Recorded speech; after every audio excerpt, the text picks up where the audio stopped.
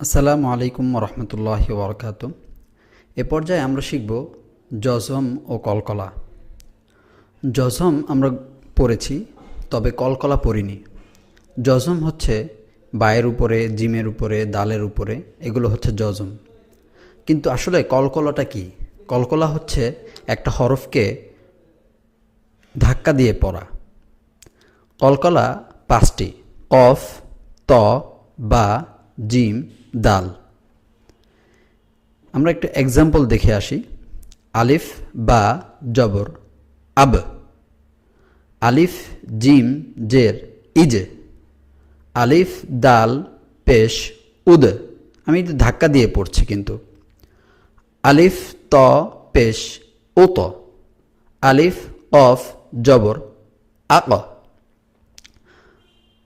জজমওয়ালা হরফ ডান দিকের হরকতের সঙ্গে একত্রে পড়ার নামই হচ্ছে কলকলা। অর্থাৎ জজম যে হরফের উপরে জজম আছে সেই হরফের সাথে ডান দিকের হরকতকে মিলিয়ে পড়ার নামই হচ্ছে কলকলা।